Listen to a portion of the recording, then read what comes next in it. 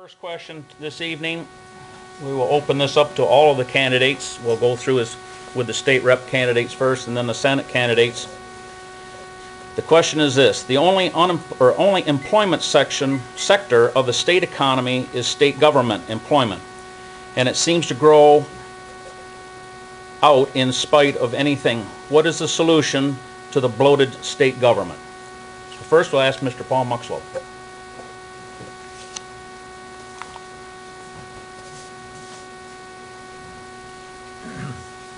We're all going to have to make cuts.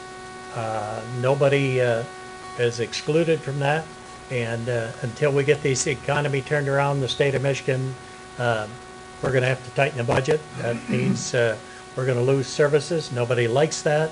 But this is no climate to be talking about raising taxes, and I don't think anyone will get to Lansing if they do. So we simply have to slim down government and actually make it more conducive for business to operate in Michigan.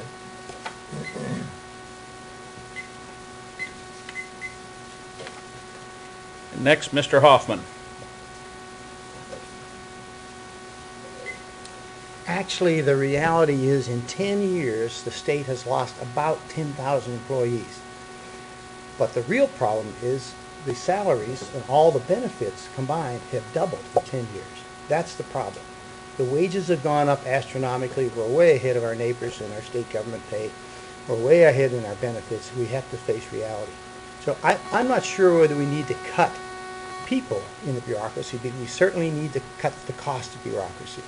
And there's a couple of ways to do that. One way to do that right away would be to put a freeze on all government salaries for 2 years.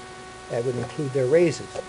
Whether you know it or not, government employees got a 3% raise this year. They're going to get another 3% raise next year. I didn't get a Social Security raise last year because there was no cost of living. And anybody else in here who had a Social Security didn't get one either. And you're not going to get one this year. No cost of living. But yet we gave 3% to all of our employees in the state of Michigan. So these promises have got to go away. Thank you. Next, we'll hear from Eric Tubbs.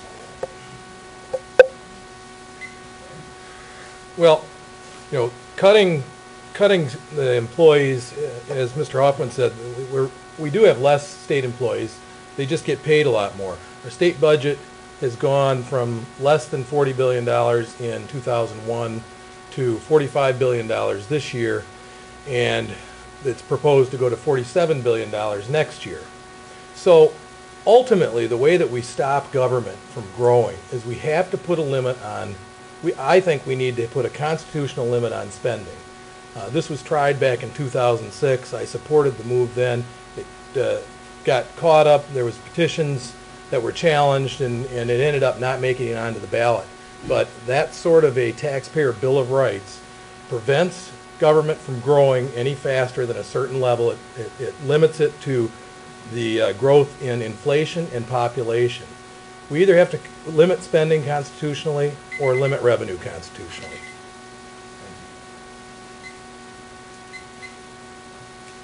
Next is Justin Faber.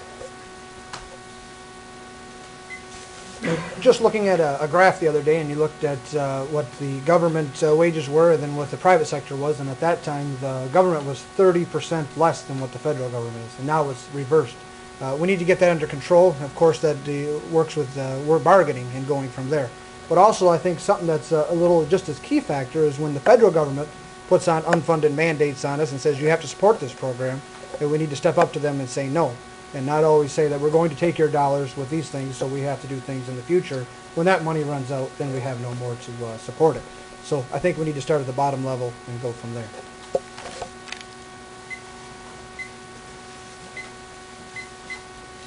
Next, we'll hear from Al Broughton. I'd like to relate that question to just what's happening here locally in Sanilac County with all school populations. As you know, all schools in Sanilac County are declining enrollment. Deckerville is a district of one I'm familiar with. I had 1,100 students up 10 years ago. We're down to 620.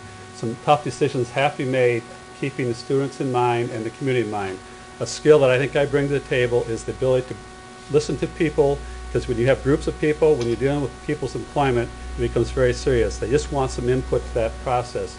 And we're able to do that, also keeping in line that the budget is very healthy still in Deckerville, and we're providing a very good product, and several school districts are doing an excellent job here in Silent County. We can do the same thing at the state level. It's about accountability, it's about working together, Democrats and Republicans, in a bipartisan manner to say, we need the best workforce out there, we need to provide the best of public services, whether it be police, fire, EMS, so forth. There are services we have to provide, we just have to do it in a more economical manner, and that's by getting input from everyone and moving on together. Thank you.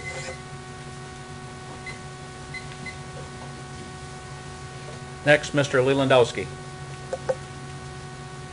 There's no question Lansing is broken. There's government set up for a bygone era that we have right now, and what you're going to have to do at some point is go through and you're going to have to take the data that's available and say, okay, this department's creating money or saving us money down in the future.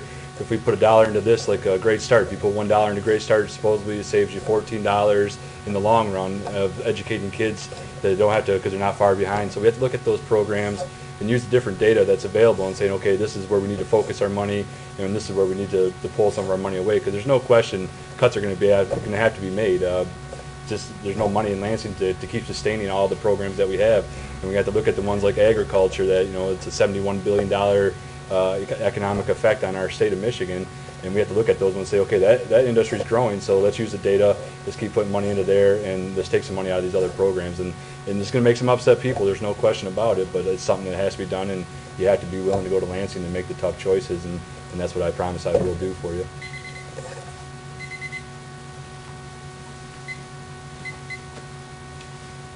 Next, we'll hear from Mr. Kirkdale.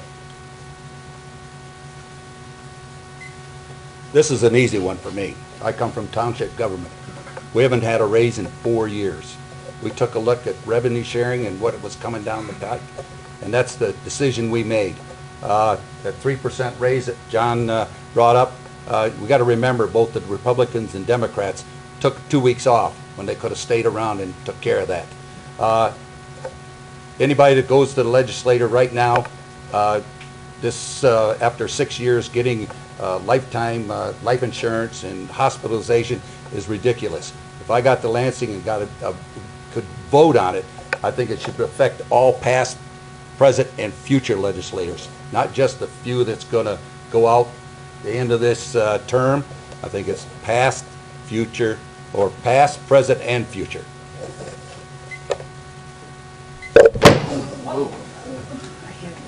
I knew everybody was going to get that, right? Yep. There you go. Everybody's been kicking all the way, right?